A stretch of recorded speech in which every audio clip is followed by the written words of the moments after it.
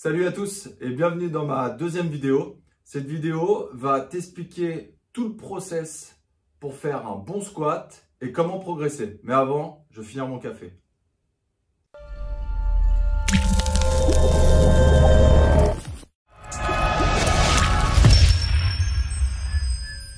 Donc tu te demandes souvent par quoi tu dois commencer pour faire un bon squat. Qu'est-ce que c'est un bon squat? Et après, comment progresser? On va partir de la base, comme à chaque fois j'aime bien faire. Le squat c'est quoi et à quoi ça sert? Ça sert à tout le monde, sportif ou non sportif. Quand je parle des sportifs, je parle des athlètes de haut niveau dans leurs différents sports. D'accord? Même toi qui t'entraînes en salle, comme moi, qui m'entraîne dans mon garage gym, c'est important de faire du squat parce qu'on a besoin d'avoir un train inférieur, d'accord, des membres inférieurs très très forts. Pourquoi? Parce que ça va nous permettre de pouvoir marcher longtemps, de pousser aussi avec le haut du corps. On verra ça dans d'autres vidéos. Bref, c'est très intéressant. Par quoi il faut commencer? Par la mobilité de cheville. J'en parle souvent. Le pied reste le plus important parce que c'est de là où ça part, bien sûr. On est debout.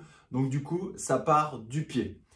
Comment on peut faire? J'ai envie de te dire, il existe plein de tests pour savoir si ta cheville est assez mobile.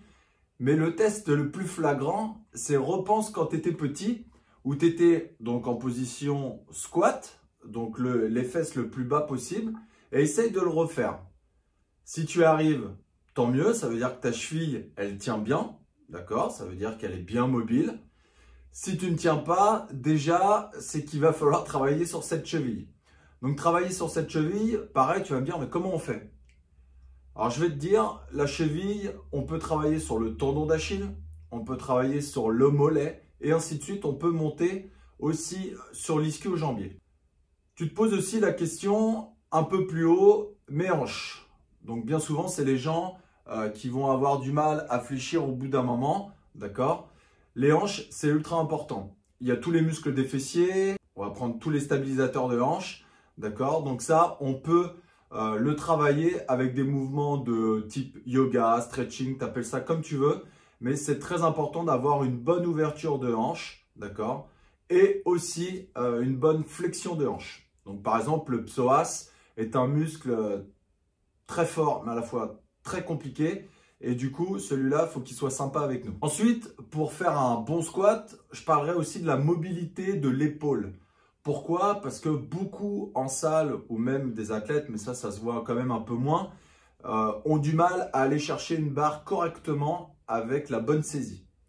Pourquoi? Parce que la mobilité d'épaule est très compliquée à avoir pour les gens qui ne la travaillent pas, tout simplement. C'est comme tout se travaille. Il ne faut pas être trop pressé pour pouvoir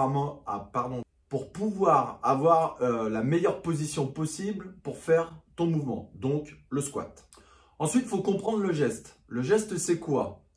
Le geste, c'est une flexion et une extension de tout ton corps avec une charge sur les épaules. D'accord? On ne va pas rentrer dans le détail si la barre est en position haute ou position basse. Ok?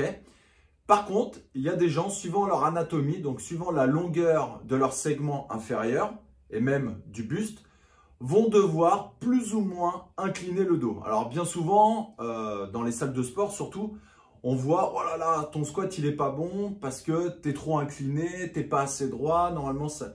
Stop. Chacun a un squat différent, c'est normal, nous ne sommes pas tous pareils et notre anatomie est totalement différente. Donc par rapport à son anatomie, on peut modifier son squat. Ensuite, la deuxième chose, c'est un pattern de mouvement de poussée. Donc dans la première vidéo que j'avais mis en ligne, c'était une poussée des membres supérieurs et là on va voir la poussée des membres inférieurs. Donc ça c'est très important aussi pour être complet, pour être le plus holistique possible. Il faut travailler aussi sa poussée des membres inférieurs. Ensuite, il y a le placement des genoux. Donc jamais vers l'intérieur, ça on l'a vu 40 milliards de fois sur les réseaux sociaux, mais malheureusement on le voit encore. Ok. Le placement du dos, donc ça j'en ai parlé, c'est suivant aussi l'anatomie. Et des pieds. Alors, il y a des pieds très ouverts, il y a des pieds un peu plus refermés. Et les powerlifters, les plus gros powerlifters ont les pieds droits et les pieds serrés alors qu'ils sont 2 fois plus forts que nous. Même voire 3 ou 4 fois. Autre conseil pour pouvoir faire un squat de qualité, eh ben, c'est de faire, de refaire, d'analyser, est-ce que je me sens mieux? Moi, je suis quelqu'un qui fonctionne beaucoup à la sensation. On aura beau me dire, c'est ça comme placement, si je me sens bien, si je n'ai pas de douleur, si je n'ai pas de mauvaises sensations, si je me sens fort et efficace, je vais pouvoir adopter cette technique-là. Maintenant, on va passer aux exercices qui, pour moi, sont importants dans la progression du mouvement et pas dans la progression des performances. Tout d'abord, on peut commencer, alors déjà, le fait de faire beaucoup de squats, ça va aider, ça c'est une évidence. Squat, back squat, front squat et toutes ces variantes. Mais ce qui est intéressant, c'est le box squat. Pourquoi le box squat? Parce que ça va nous permettre, pour les gens qui ont du mal à aller chercher des profondeurs basses, de se familiariser avec ça. Et puis au fur et à mesure, on en parlera peut-être dans une prochaine vidéo, le box squat aussi amène à une progression. Idéal pour travailler cette posture de dos, idéal pour bien sentir cette poussée des quadriceps. Ensuite, nous avons deux mouvements que je mets dans la même catégorie, le front squat, d'accord, quand la barre est devant, donc le squat devant, et le Zeker squat, où la barre est dans les coudes. D'accord? Donc là, il faut, dans les deux cas, une très bonne posture du dos, engager un maximum de corps et on sollicitera beaucoup plus les quadriceps. Donc l'avantage, vous l'avez compris, grosse poussée des quadriceps, l'engagement du corps, donc les abdominaux, ok, et aussi la posture du dos. Troisième façon de faire pour pouvoir progresser toujours dans sa technique, ça va être le tempo. Le tempo, c'est quoi? Bien souvent, enfin en tout cas je l'espère, vous entendez votre coach ou sur les vidéos que vous pouvez regarder, le travail en tempo. Par exemple, 40-10, un truc classique. Donc on va descendre, par exemple sur le squat, en 4 secondes le mouvement vers la descente, donc le mouvement excentrique. 40, donc qui dit 0, pas de temps de repos et je remonte. Ok? Et 1 seconde en haut et je redescends. En gros, c'est un peu ça. Donc ça a été vu à la base par quelqu'un d'autre, mais ça a été modifié, popularisé par Charles Pouliquin. Donc vous pouvez retrouver des écrits là-dessus, il n'y a pas de souci. Le travail de tempo, ça veut dire quoi? Bah, tout simplement, je vais pouvoir gérer et maîtriser n'importe quelle charge. Alors bien sûr, il ne faut pas aller dans des pourcentages très élevés.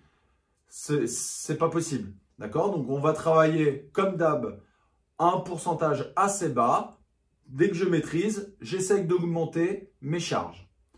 Le tempo aussi, ça va venir renforcer à fond le mouvement excentrique qui est très important pour freiner le mouvement. Et ensuite, bah, comme je vous ai dit, maîtriser. C'est très important de maîtriser une charge. Ne pas avoir de rebond, ne pas encaisser. Ça, c'est des mots qu'on va entendre quand on va pouvoir performer. Ensuite, je vais te donner les exercices qui vont te permettre d'aller chercher un peu de performance quand tu auras compris et analysé ton squat et toutes les variantes que je t'ai données pour pouvoir faire un très bon squat. Tu as le Pendlay. Le Pendlay, pour moi, c'est un des meilleurs mouvements pour travailler, certes, le tirage, mais aussi pour renforcer, on va dire, tout le haut du dos. Très important. Ensuite, tu as le soulevé de terre en déficit. Alors, le soulevé de terre tout court est très efficace. Pourquoi? Parce que c'est un travail aussi de poussée. Il y a le placement de dos, il y a le corps, tout est réuni. Mais le déficit va demander beaucoup plus de poussée vu que tu vas être surélevé. Ensuite, tous les travaux de fessiers. Sans fessiers, tu ne pourras jamais être très fort dans les 3 mouvements athlétiques. Je ne sais plus qui l'avait dit, je crois que c'est Louis Simons du Westside Barbell qui a dit « Un athlète qui n'a pas de fesses ne sera jamais fort ». Alors, ce n'est pas la citation exacte, mais pareil, tu peux la retrouver sur son Instagram. Tous les mouvements de fessiers, donc ça peut aller du travail avec la bande élastique autour du genou et de marcher, la marche de l'ours, évidemment, ok, mais tous aussi les exercices type hip thrust, glute bridge, le travail sur GHD, donc on va travailler les ischio-jambiers et les fessiers en même temps. Très efficace et très important pour ne pas se blesser, pour être plus ou moins polyvalent aussi dans les mouvements, d'accord? Et encore une fois, pouvoir progresser dans ton squat. J'en ai parlé juste à l'instant, le travail d'ischio-jambier. Donc moi, par exemple, j'ai beaucoup plus de sensations sur le soulevé de terre jambes tendues, qui est très bon pour les ischio-jambiers, en unilatéral ou pas, d'accord? Mais il y a aussi le nordique, qui est très fort, mais il est tellement fort qu'il n'est pas donné à tout le monde. Donc là, il y a un petit temps d'adaptation.